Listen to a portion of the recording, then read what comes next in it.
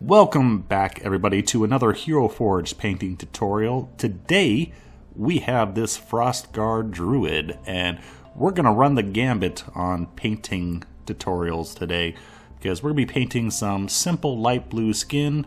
We're going to work on adding some texture, and most exciting, we're going to learn how to paint a tartan.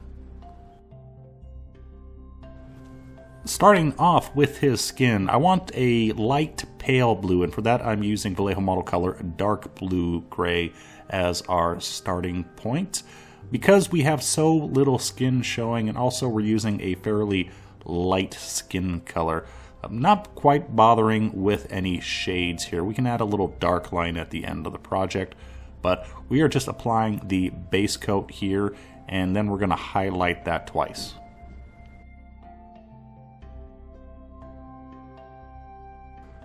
For our highlights, we are going to mix in some pale sand, which is kind of like an ivory color. We could use white here, but using colors that are just a little bit darker or a little bit closer to your base coat makes it easier to mix the colors. But if you only have white, that's fine. You can use white, just don't add too much.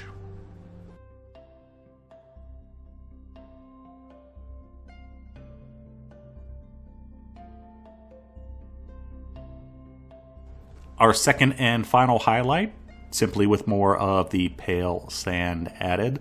Once again, not bothering with any shades because the skin tone is so light and we have so little of the skin showing. Our main focus is just on the face and a little bit on the arms.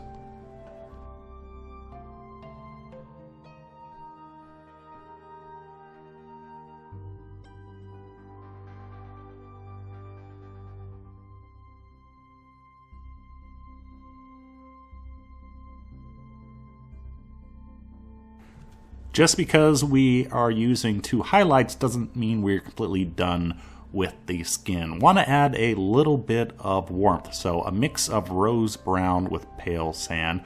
Rose brown is like a very warm flesh tone.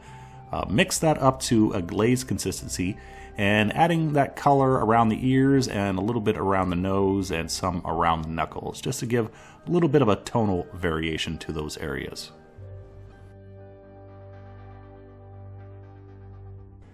And then for the nose, adding a very thin glaze of burnt red. You can see we add a very small dot and then feather it around into the surrounding area.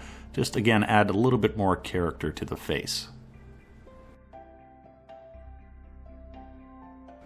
Moving on to the hair, and decided to go for a red-brown hair color. Using, once again, burnt red, since we already have that on our palette. But I do want it a little bit more brown, so we mix in a little charred brown for our first coat.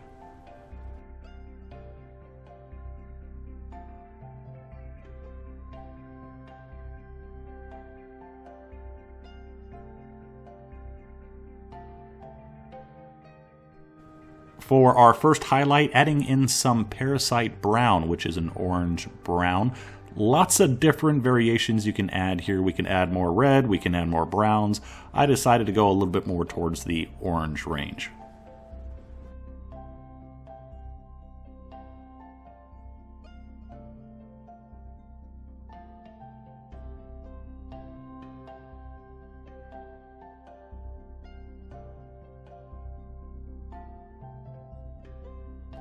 Final highlight, adding some yellow ochre because I want to lighten up the mixture that I currently have on my palette.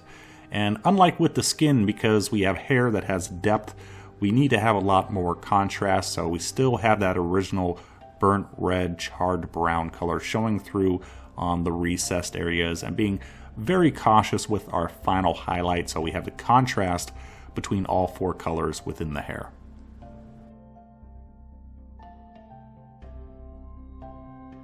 Alright, so let's do the hard part. We're going to paint a tartan now. Starting off with a base coat of heavy green mixed with uniform green. And right now I am doing just one highlight by adding more uniform green. We need to keep our canvas very simple here because we're going to be adding a complex hand-painted pattern to it. So we don't want a bunch of highlights and shades and contrast, which will actually disguise the pattern we're about to paint. So in this case, we get to keep it very simple. So we're going to do this in stages, and step number 1 is a thick line with heavy blue, and trying to do our best to keep it as straight as possible. We don't want to, at this stage, draw the smallest line we possibly can. Mainly concerned about getting it straight and even.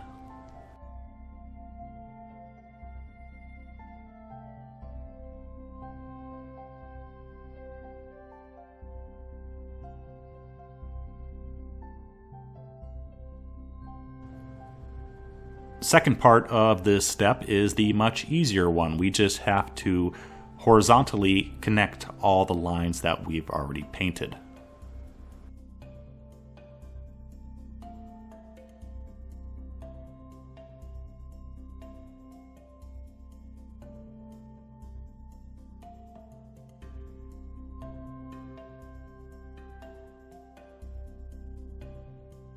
So now it's going to get a little bit harder because now we want to mix up a lighter color from what we just used, and we want to draw a line inside the line that we already drew.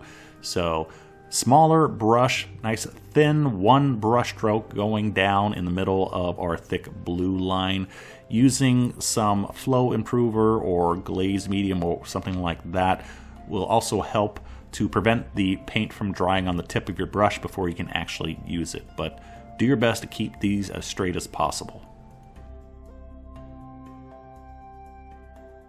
So you could call it a day right here because we just painted a tartan, but we could complicate it a bit more if you so choose.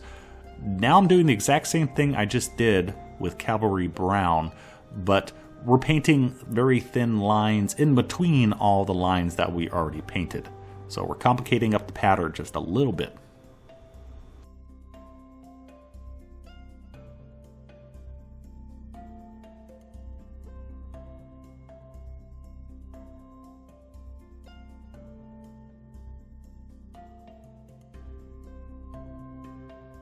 If you still want to add a little bit more details, we can go back to wherever our lines cross and add a highlight there. Sky blue in this case for the blue areas, and then I also mixed up a lighter reddish brown for the brown areas.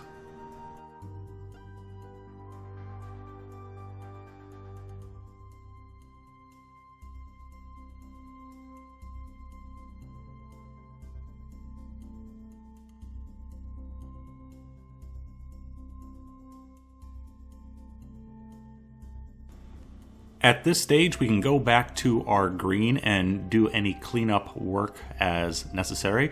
I also decided to add just a little bit more highlighting along the edges. Again, we do not want to add too much contrast to this pattern. Something else you can do is add a universal shade to the pattern. For example, a dark brown would work really well.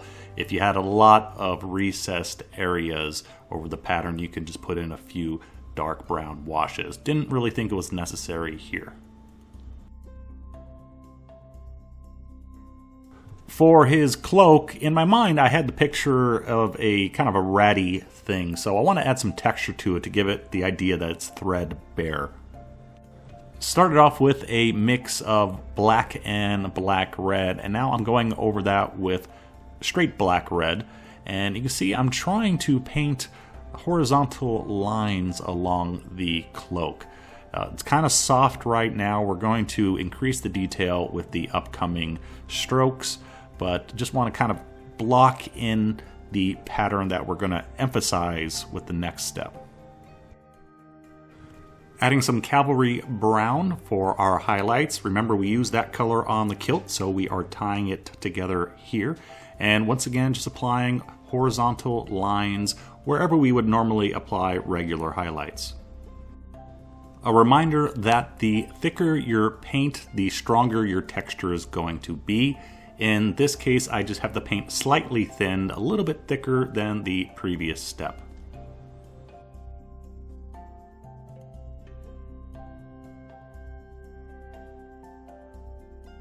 Adding some bone white for our final highlight color. And it's not a color I would normally use on red-brown, but I do want a faded look, and the addition of the bone white does help with that. And once again, applying the highlights where we typically would if we were doing this with the normal layering method, working our way towards the highest tips of the cloak and towards the edges. And also the paint's getting a little bit thicker at this stage, so the final highlights on the edges are much more prominent than the first ones we put down. For our little feathered friend, we are once again going to paint him with texture, this time using dots rather than lines, so we get the impression of a feather pattern. Starting off with leather brown as our undercoat, and now painting on beastie brown. This is a very heavy stipple right now. We want to lighten up the areas that are eventually going to get a very light coat on them, but we still want to leave the leather brown showing in a few areas in the recesses. Our next color is green ochre, and you can see the stippling pattern much more prominent now. We can kind of get the impression of some feathers, and highlighting the areas we would expect to see a lighter color on an owl. So predominantly we are working on the underbelly color and also a little bit around the face as well.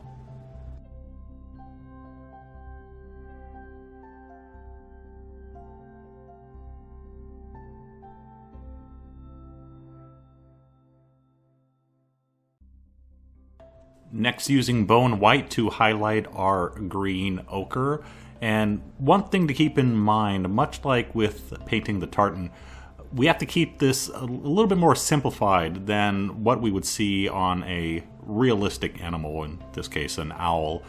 There's a lot more depth and complexity to the feather colors, but we have a very small creature here, so we have to keep things a bit more simple. And then our final color, a little camo black-brown to add a little bit of dark feathers towards the ends of the wing tips, and that's about it.